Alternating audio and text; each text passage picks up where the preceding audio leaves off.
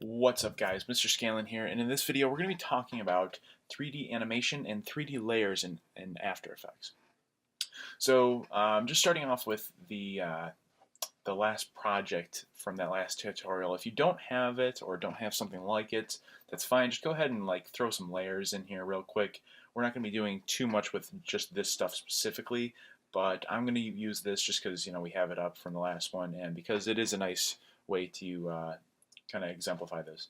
So first thing I'm going to do is remove this purple lightsaber, and I'm going to just put AJ Lewis in the middle here.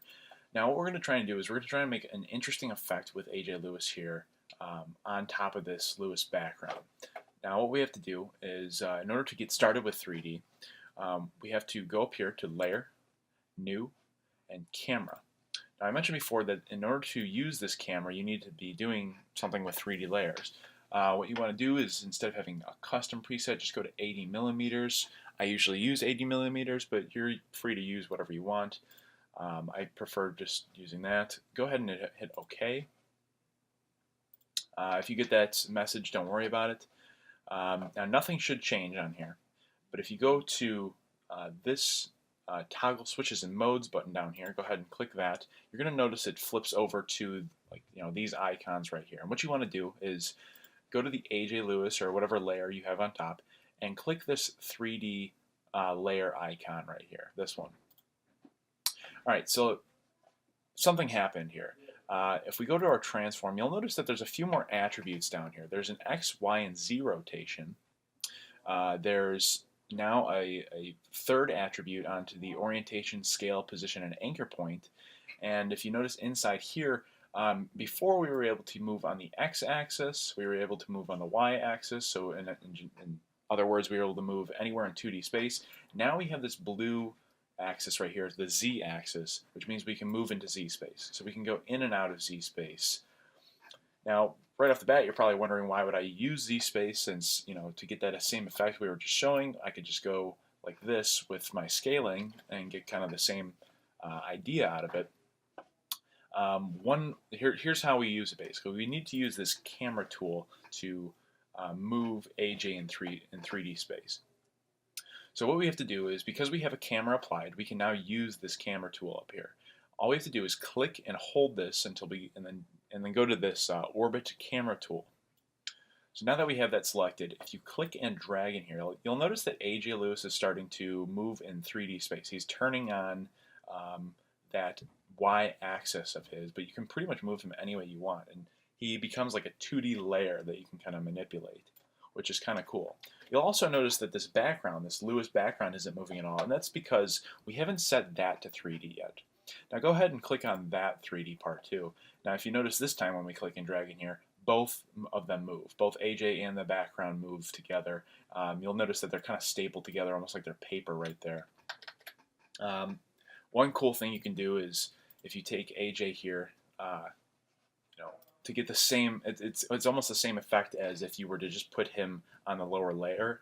But what you can do with 3D to kind of manipulate it a little bit is take his position, his Z position here, and you can move him backwards in Z space. And you'll notice that he's behind that Lewis arc reactor glow we have right here. So if we move this in Z space, or if we rotate around it, we can see that he is now behind that layer, which is kind of cool. We can kind of get like a cool effect maybe going right there, something like that, like a pan over.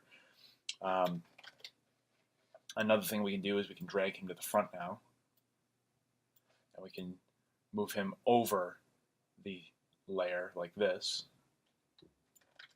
Now what happens if you want to, maybe do the animation for this? Well, basically you're just going to have to be using the keyframes. So if we go ahead and start off at 0 seconds again, I'm going to set not the keyframe on any of these things in the transform, but I'm going to go to Camera, Transform on the camera, and then I'm going to just select, we're not going to use all three of these, but I like selecting them just in case I do move something. The point of interest, the position, and the orientation. And you'll notice that we set a keyframe at 0 seconds for all three of those. Now I'm just going to take that camera tool again. I'm going to start them off maybe like right there. And at 5 seconds, you'll notice in the background there, when we went to 5 seconds, this Lewis outlines, it changed. So if I'm at 0 seconds, it looks like this. If it 5 seconds, it looks like this. The reason why is because built into that Video Copilot Saber effect is an animation property on this. So when we start animating across the timeline, you'll notice that this starts changing. It's pretty interesting. It's pretty cool. Go ahead though, and now at 5 seconds, just move over to the right a little bit on the screen with the orbit tool. And so we ended up setting 2 keyframes, the point of interest and the position down here at 5 seconds. So if we start at the beginning, I'm just going to cut this down at 5 seconds so it re-renders. If I hit play, it's going a little slow right now, but it'll bump up to real time soon. You can see that the background is animating thanks to the arc reactor animation, and then AJ is sliding across the screen in kind of a cool animation. Now we're at real time. You can kind of see he's sliding across that Lewis background, which is kind of a cool animation to play around with. You can do all kinds of stuff with this. If you've ever seen the ESPN 30 for 30s, they tend to use this effect a lot with black and white pictures. They'll bring people out in the picture and kind of make older pictures seem like they're, slow-moving videos and make them come to life and stuff. Just to go to my YouTube here, you can see this effect that I applied in this video for Tommy Lee Lewis, a receiver at Northern Illinois, where I took pictures of him and I cut him out and I moved him up in Z-space and then kind of did that effect, that panning effect I did with AJ, which gets it's a pretty cool 3D, make a 2D picture come to life kind of look, Alright, so that's pretty much it for this video. I just wanted to show you guys some of the basics of 3D. I really encourage you to play with this and break it and have fun with it because that's the way you're going to learn it.